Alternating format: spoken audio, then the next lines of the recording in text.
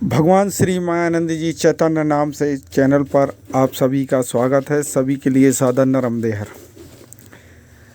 रामचरितमानस रामायण में एक चौपाई है जिस पर शंका उत्पन्न होती है।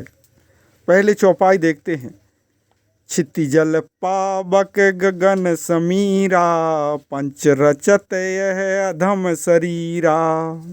इसमें शंका उत्पन्न होती कि पृथ्वी, जल, अग्नि, वायु, आकाश,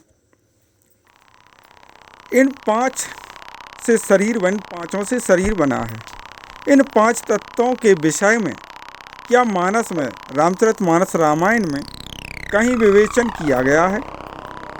शरीर को अधम क्यों कहा है? इससे पहले फेसबुक पर आकाश मिश्रा द्वारा लिया गया इंटरव्यू आध्यात्म विज्ञानशाला विद्यापीठ आश्रम ओमकारेश्वर के वर्तमान संचालक परम पूज्य स्वामी उमाशंकर चैतन्य जी को सुने। इसके बाद फिर हम इस विषय पर चर्चा करते हैं। तो सुनिए स्वामी जी को।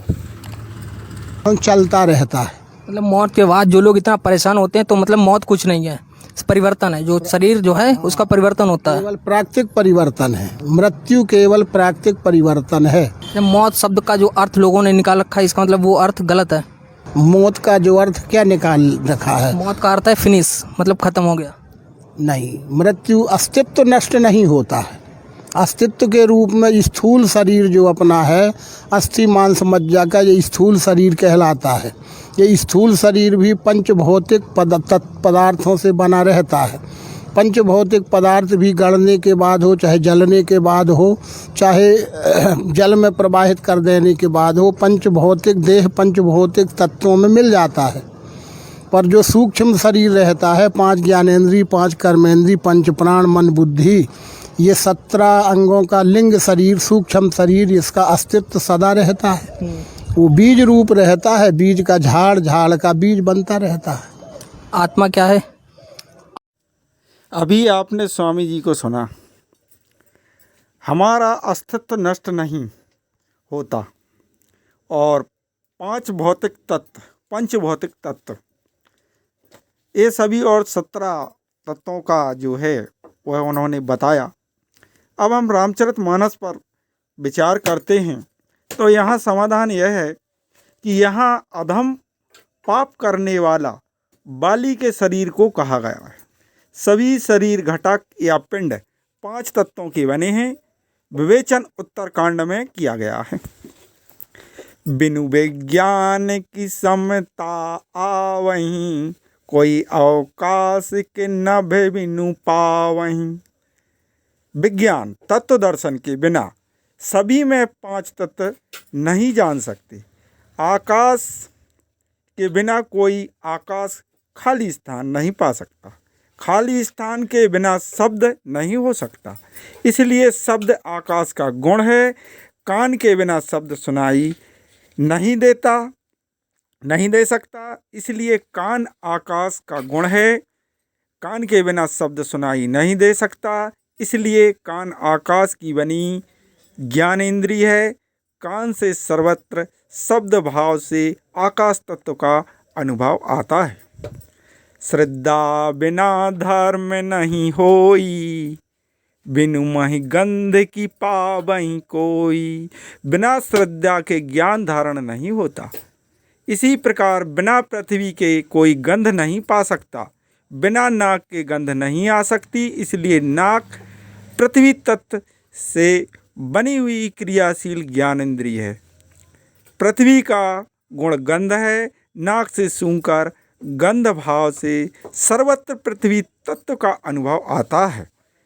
बिनु तप तेज की कर विस्तारा, जल बिनु रस की होए संसारा।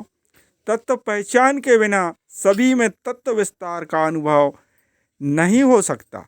उसी प्रकार बिना जल तत्व के संसार में रस स्वाद नहीं हो सकता। रस जल तत्व का गुण है, जो रासना जिह्वा से अनुभव में आता है, इसलिए जिह्वा जल तत्व की बनी क्रियाशील ज्ञानेंद्रिय है। जिह्वा द्वारा सर्वत्र जल तत्व का अनुभव दर्शन होता है।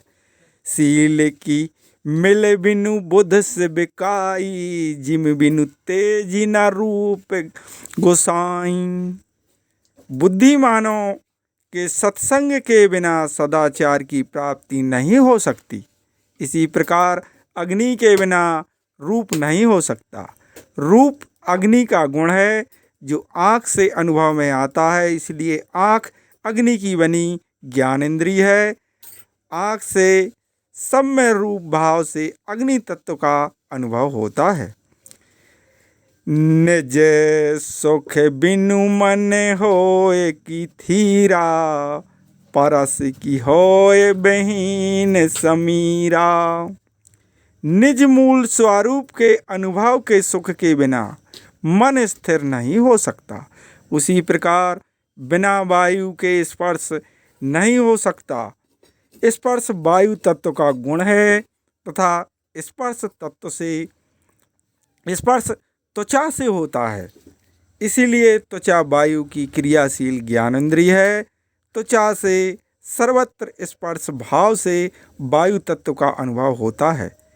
पृथ्वी, जल, अग्नि, वायु और आकाश ये 5 महाभूत यानी स्थूल तत्व हैं।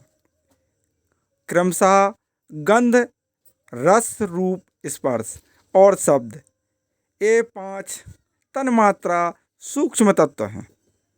5 तत्व महाभूत के स्वरूप में सर्वव्यापी नहीं देखे जाते, तन्मात्र भाव से रूप में सर्वव्यापी अनुभव में आते हैं। 5 प्राणों के विषय में भी स्वामी जी ने अभी बात की। 5 ज्ञान इंद्रियाँ, 5 कर्म इंद्रियाँ, 5 ज्ञान इंद्रियों का अभी हमने समझा। अब अगले वीडियो में हम कभी अन्य बातों पर भी चर्चा करेंगे। वीडियो आपको कैसा लगा कमेंट करके बताएं, और अगर आपके कोई विचार या प्रश्न हो तो कमेंट बॉक्स में ज़रूर लिखें, हम उनके उत्तर देने का प्रयास करेंगे। सभी के लिए सादर नमस्कार।